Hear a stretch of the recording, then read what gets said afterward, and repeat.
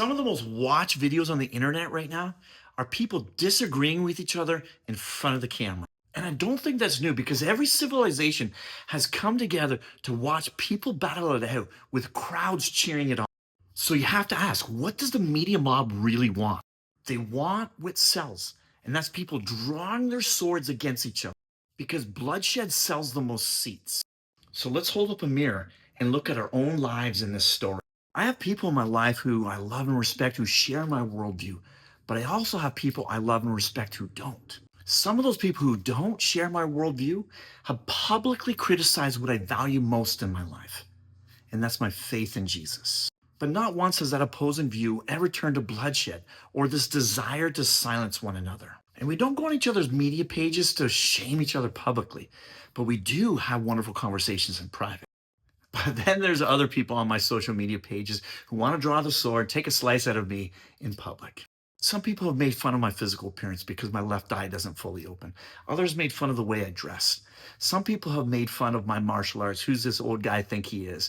And other people made fun of my faith. I mean, some people even said that I'm a terrible husband. But none of those words hurt me or have power over me because I know who I am and whose I am. And I certainly don't need to draw a sword in retaliation either. But here's the point. I value free will and the freedom of speech. Jesus lived in the tension of the media mob at a level most of us don't really understand. And we got to look at how he walked this out. His own family thought he lost his mind for what he was saying because people wanted to hurt him for it. And so they tried to pull him away from it. One of his closest friends rebuked him to his face when Jesus said he's going to die for what he stood for. His hometown wanted to end his life because what Jesus said didn't line up with their worldview. The religious community tried to trap him in his words, and the governing powers eventually had him killed for what he said. But we know how the story ends. He rose from the dead for good reason. The point is, at every level of his life, someone tried to control what he said, but he never caved. And he never used what he was saying to destroy the people he was saying it to, because he never drew a sword on them.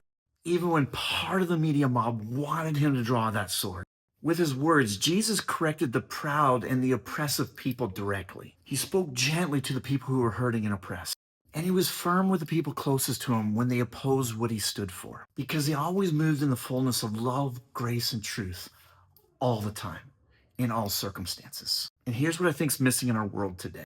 Jesus never physically forced anyone to accept what he said about the kingdom of God. He let people freely decide to follow him and freely decide to walk away. And never once did he try to get the government's power to force people to follow his message. He simply told people what the kingdom of God looks like, how to experience it now, and then he let them choose for themselves. And that's what I keep coming back to, because free speech is not the same as forced speech. Engaging someone, even in difficult conversations, both publicly and privately, is different than using power to make someone stop talking. God knew life and death are in the power of the tongue because he wrote about it in the Bible. God knew the blessing and the danger that free will and free speech could bring. He knew the risk, and he didn't stop us from using it. Which means our world needs to learn how to speak freely and disagree respectfully, without the bloodshed the media mob loves to stir up. As a society, we are most at risk, not from disagreement, but from the moment we reach for the power of a sword to forcefully end it. Every civilization has had its own media mob to stir up the crowd to make people fight. Instead of freely discussing, disagreeing, and walking away, or freely discussing, changing your mind, and following. Because disagreeing isn't meant to feel or become deadly. What's starting to feel deadly is a world too afraid to speak or too quick to forcefully silence someone when they disagree. So in my opinion, Jesus shows us a better way. Speak love, grace, and truth courageously, always in public and always in private. And let the people have the freedom to follow, disagree, or walk away. So let's put down the swords and do this the right way.